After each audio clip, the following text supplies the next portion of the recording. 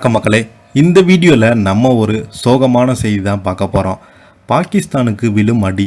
காஷ்மீர் தாக்குதலுக்கு பதிலாக இந்தியா எடுத்த 5 முக்கிய முடிவு. இணையதளத்தில் வெளியான அதிரடி. வாங்க என்ன தகவல் என்ன செய்தின்னு இந்த வீடியோவில் விரிவாக பார்க்கலாம்.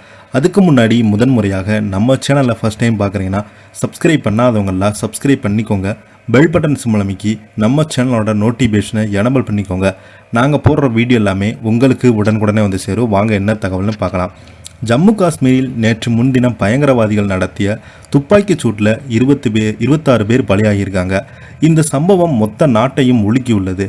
இதற்கு பாகிஸ்தான் ஆதரவாக பயங்கரவாத அமைப்பு பொறுப்பேற்றிருக்கிறது. ஆனால் அதனை பாகிஸ்தான் அரசு மறுத்துள்ள நிலையில் முதற்கட்டமாக 5 முக்கிய நடவடிக்கையை மத்திய அரசு பார்த்தீங்கன்னா அது விவரம் வருமாறு கேட்டிருக்காங்க. ஜம்மு காஷ்மீரில் பஹால்காமில் உள்ள ஃபைஸ்ரான் புல்மேடு சுற்றுலா தலத்தில் பயங்கரவாதிகள் நேற்று முன்தினம் துப்பாக்கிச் சூடு நடத்தியிருக்காங்க. இதில் 26 பேர் பலியாகியிருக்கிறாங்க. தமிழகத்தைச் சேர்ந்தவங்க உட்பட 12 பேர் பார்த்தீங்கன்னா காயமடைந்திருக்காங்க. இந்த தாக்குதல் சம்பவத்துக்கு லக்சர் இதேபா பயங்கரவாத அமைப்பின் தி வெஸ்டர்ன் ஃப்ரண்ட் என்ற அமைப்பு பொறுப்பேற்றுள்ளது. இந்த அமைப்பு பாகிஸ்தானிலிருந்து செயல்பட்டு வருகிறது. இந்த அமைப்பை நம் நாட்டில் ஏற்கனவே தடை செய்யப்பட்டுள்ளது. இப்படியான சூழலில் தான் ஜம்மு காஷ்மீர் தாக்குதலும் எங்களுக்கும் தொடர்பு இல்லை என்று பாகிஸ்தான் அரசு அப்பட்டமான பொய்யை சொல்லியிருக்கிறது. பயங்கரவாதத்துக்கு பெயர் போன பாகிஸ்தான் இப்படி பொய் சொல்வது ஒன்றும் புதிதல்ல. இதனால் பாகிஸ்தானுக்கு பாடம் கற்பிக்க மத்திய அரசு முடிவெடுத்திருக்கிறாங்க. 26 அப்பாவிகளை கொன்ற பயங்கரவாத தாக்குதலுக்கு உரிய பதிலடி கொடுக்க மத்திய அரசு தயாராகி வருகிறது. அதன்படி பாகிஸ்தானுக்கு எதிராக முதற்கட்டமாக சில முக்கிய நடவடிக்கைகளை எடுத்திருக்காங்க. இந்த தாக்குதலை தொடர்ந்து சவுதி அரேபியா பயணத்தை பாதியிலே நிறுத்தி நாடு திரும்பிய பிரதமர் மோடி டெல்லி விமான நிலையத்தில் தேசிய பாதுகாப்பு ஆலோசகர் அஜித் தேவால், வெளியுறவுத்துறை அமைச்சர் ஜெய்சங்கர், வெளியுறவுத்துறை செயலாளராக விக்ரம் மிஸ்ரி ஆகியோருடன் ஆலோசனை நடத்தினாங்க.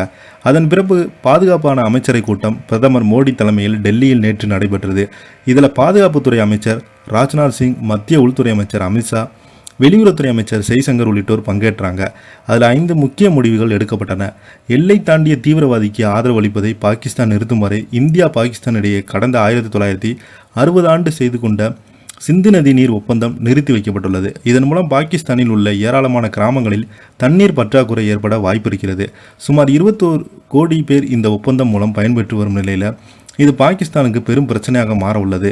இந்தியா பாகிஸ்தான் எல்லையாக பஞ்சாப் மாநிலம் அமைந்துள்ளது. பஞ்சாப் மாநிலம் அட்டாரி கிராமத்தில் ஒருங்கிணைந்த சோதனை சாவடி உடனடியாக மூடப்படுகிறது. முறையான அனுமதியுடன் இந்த எல்லை வழியாக இரு நாடுகளிடையே மக்கள் சென்று வந்தாங்க. தற்போது இந்த எல்லை மூடப்படுகிறது. இதனால் இந்த எல்லை வழியாக சென்றாலும் வந்தவர்கள் மே 1ஆம் தேதிக்கு முன்பாக நாடு திரும்ப வேண்டும். டெல்லியில் உள்ள பாகிஸ்தான் தூதரகத்தில் உள்ள இராணுவம், விமானம் மற்றும் கடற்படை உள்ளிட்ட முப்படைகளின் ஆலோசகர்கள் ஒரு வாரத்துக்குள் இந்தியாவை விட்டு வெளியேற வேண்டும். அதேபோல பாகிஸ்தான் தலைநகர் இஸ்லாமாபாத்தில் அமைந்திருக்கும் இந்திய தூதரகத்தில் உட்பட முப்படை ஆலோசகர்கள் திரும்ப பெற வேண்டும். டெல்லியில் உள்ள பாகிஸ்தான் தூதரகத்தில் ஊழியர்களுக்கு எண்ணிக்கையை உடனடியாக குறைக்க வேண்டும். தற்போது தூதரகத்தில் 55 பேர் உள்ள நிலையில் அதனை 30 என்ற அளவுக்கு குறைக்க வேண்டும். மற்றவர்களை நாட்டை விட்டு வெளியேற வேண்டும் என்ற உத்தரவு பிறப்பித்திருக்காங்க. சராக் விசா விலக்கு திட்டத்தின் மேல் பாகிஸ்தான் இந்தியா வர அனுமதிக்கப்பட மாட்டாங்க. பாகிஸ்தானுக்கு இதற்கு முன் வழங்கப்பட்ட சிறப்பு விசாக்கள் ரத்து செய்யப்பட்டு சிறப்பு விசா மூலம் இந்தியாவிற்கு தற்போது வரும் பாகிஸ்தானின் அடுத்த 48 மணி நேரத்துக்குள்ள இந்தியாவை விட்டு வெளியேற வேண்டும் என்று மத்திய அரசு அறிவித்திருக்காங்க. இதையடுத்து பாகிஸ்தான் தூதகர் உயர் அதிகாரியான சாத் அகமத்வை அழைத்து மத்திய அரசு எடுத்த முடிவுகள் ஒப்படைக்கப்பட்டது. அதன்படி இந்த முடிவுகளை கட்டுப்பட வேண்டும். காஷ்மீர் பயங்கரவாத தாக்குதல் தொடர்பாக இந்த முடிவுகள் எடுக்கப்பட்டுள்ளது என்பதை பாகிஸ்தானுக்கு மத்திய அரசு தெரிவிப்படுத்தியுள்ளது. இதை பற்றி நீங்கள் என்ன கீழே உள்ள கமெண்ட் பாக்ஸில் மறக்காமல் பற்றி விடுங்க.